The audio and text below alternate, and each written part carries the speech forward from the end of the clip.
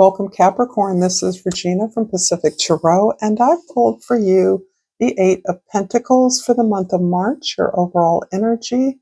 This is describing an incredible intensity of concentration you are applying to an enterprise, a business, or project, some effort that you are using to review your experience, improve upon your skills, improve upon your internal environment. That means the personal development that you are understanding now is necessary is translating itself into the love and devotion of your craft or your effort, your skills. You are determined to make something succeed. You are persevering even despite challenges, glitches, frustrations, because you understand that it is through the mastering of these skills or talents that will help you to identify the opportunities that are coming along that will ensure the success of this project. That was kind of circular, but I hope you get the idea that you are determined to make something successful, sustainable, and long-term. This is a general reading, Capricorn, so it isn't going to resonate for all of you. If you're interested in a personal reading, information for that is in the comments section below. And welcome to all of you that are new and those of you that are familiar with me. You're all welcomed here. And for your social identity, the way others see you, the High Priestess, Capricorn, you have really done a very thorough vetting of your experiences, what you've learned, particularly from the hard stuff. This is another nod to Pluto's having finally left your sign after 15, 17 years, however long it was. Depending on other placements, Pluto can have been in contact with other personal planets. It most assuredly was in contact with your Venus and your Mercury along that long transit, depending on your individual chart. But this also means that depending on your rising sign, you can have been under Pluto's thrall for a long time, decades for many of you, depending on where you are in life necessarily. But this has meant that you have had everything stripped away from you. And what you have learned from that is that the things that you were pursuing perhaps were not the right things. And I can smile about this now, but having survived this, there's nothing short of devastation. So what I am understanding is that you will be in a position of identifying the through line in your experiences at this time. And you're particularly looking at your place in the community. This can be relevant to a job or your profession. Wherever you are, you're seeing what is consistent there, and you're understanding that this is your opportunity to claim your place in the sun, in the world. In the first house, we have the Moon card, and the Moon is describing a way in which you are accepting help from others. This is huge for you because you were conditioned to believe that you did not need help, you were not deserving of help, that your job was to help others, that you were strong, that you were smart enough to figure out what needed to do, and you only needed to conform with what others expected or instructed you to do. Of course, you've evolved from that very basic limiting self-definition, but this has anchored itself into the core of you in terms of believing yourself to be deserving of good things.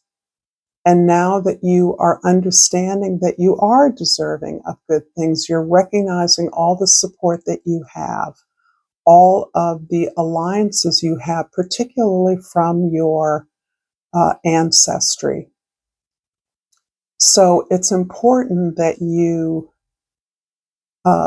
honor your sacred, safe spaces, that you attend to your dreams, your journaling, that you honor those difficult behavior patterns and fears that have kept you from looking at experiences that were painful, that you use the alliances you have. Some of them are in the spirit world, some of them are ancestors who are here cheering you on.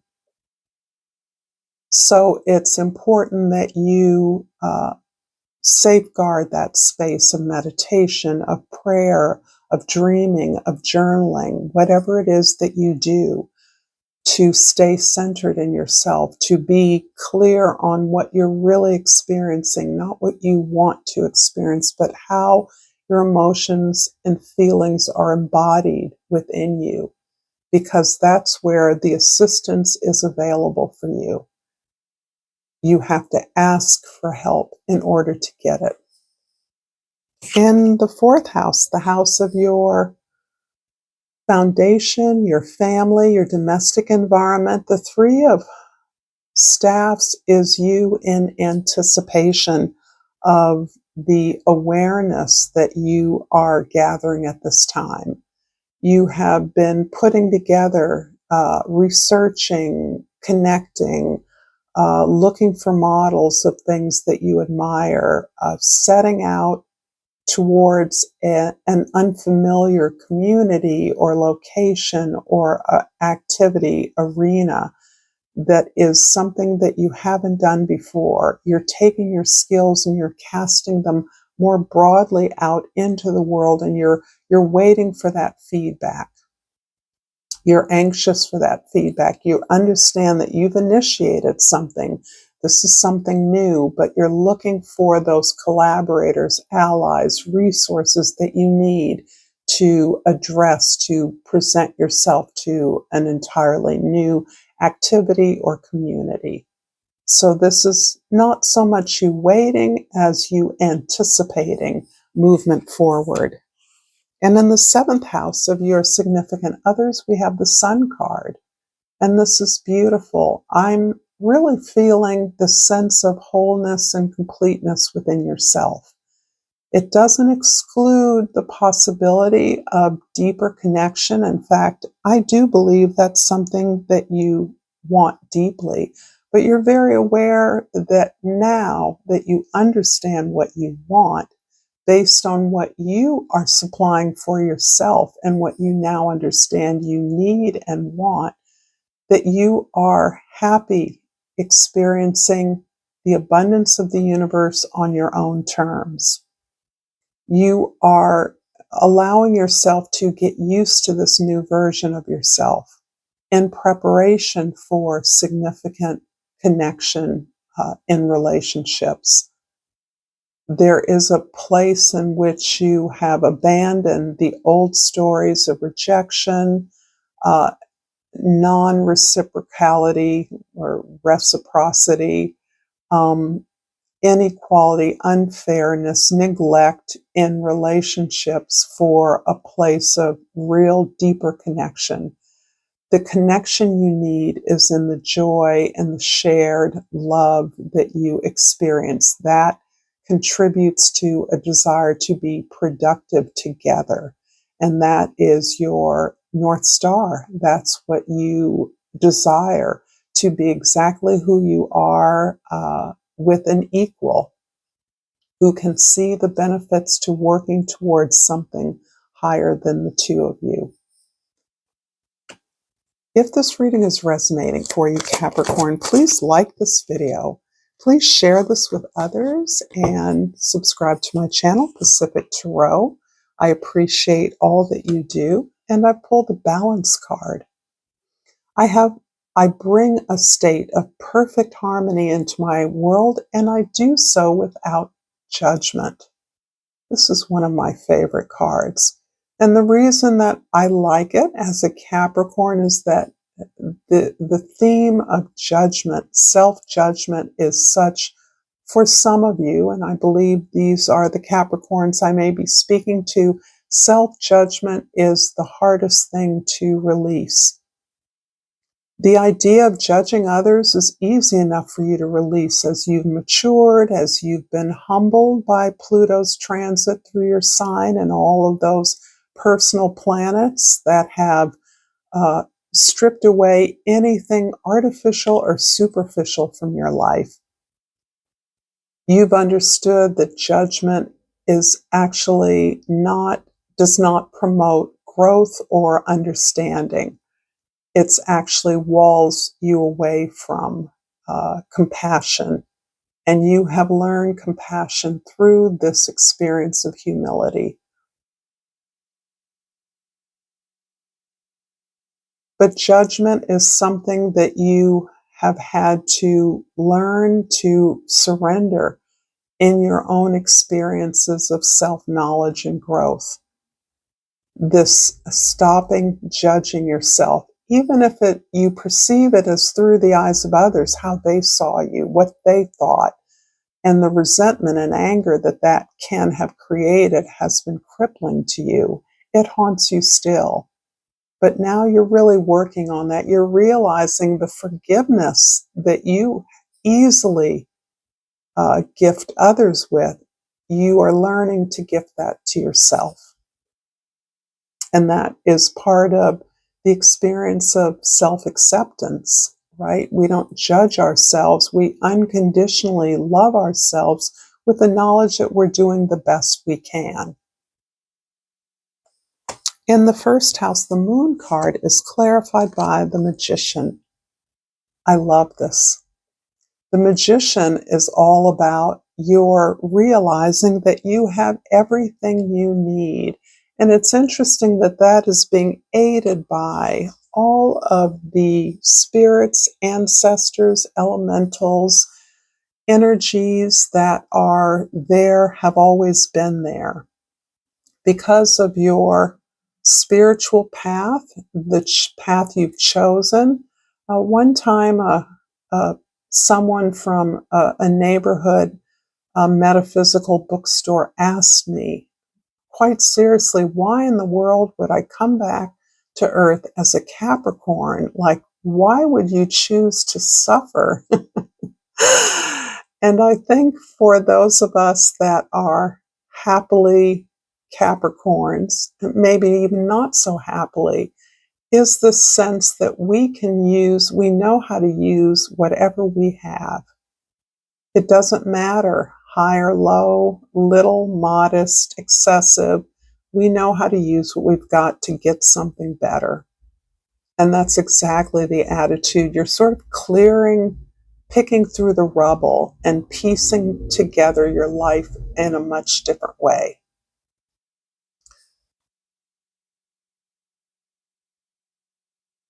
In the fourth house, the Three of Wands is clarified by the King of Cups. I love the King of Cups because this reinforces that no matter what happens to you, you have learned to keep your composure and your grace.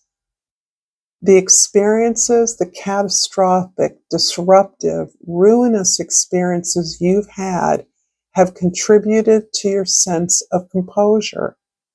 That no matter what happens, you will get through it, and that it doesn't have to decimate your sense of love, generosity, vulnerability, sharing wisdom in the world. That no matter what is happening around you, no matter how rocky it becomes in our world today, you can float serenely. It doesn't mean that you're not connected. You're deeply connected. But you've learned that this too shall pass. That even this moment of incredible striving for something more, this awareness that you are aiming towards a major contribution of significance in your world, you are not dismayed or distracted by the chaos that exists in the world. You do spend a lot of time keeping your composure, and I believe for many of you, you do that through meditation, through prayer, through journaling, through just honoring that sacred space of yourself. In the 7th house of significant others, the sun is clarified by the Death card. You are transforming the sense of being alone a lone wolf. It isn't that you do have love around you and you know that, but there's a core of you that feels that you came here to do this incredible work.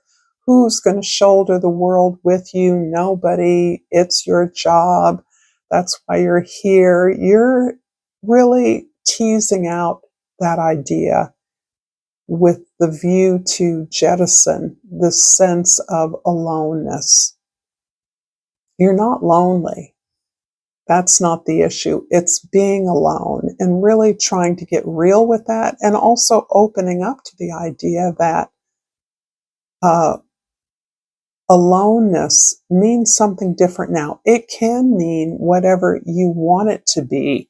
Having your own space, being in your own joy, being complete in yourself does not mean that you are alone, that you want to be alone.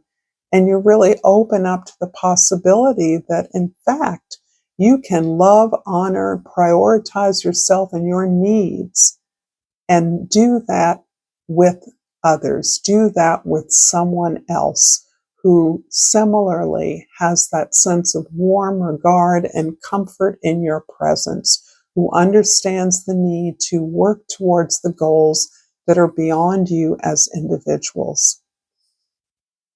In the 10th house, the High Priestess is clarified by the 6 of Pentacles, one of my favorite cards. This card is really about achieving the important things in your life in relationships, through relationships. And for a sign that often sees itself as being on its own, not a bachelor, because many of you are not single. Many of you are in relationships, even long-term relationships, but really understanding that all your negotiations, all of your relationships hinge on agreements that can be shared and communicated about at any time. This is elastic. Your relationships expand as you do, and can expand through your ability to openly and clearly communicate what your needs are. So we're back again here talking about the things that you want. And it's interesting to me how really basic attaining the things that we desire hinges on our clarity about those desires, our clarity about those goals, and our belief that we actually are deserving and worthy of having those things. And that ramps up our likelihood of achieving them when we believe that there is no other result or consequence other than our being successful.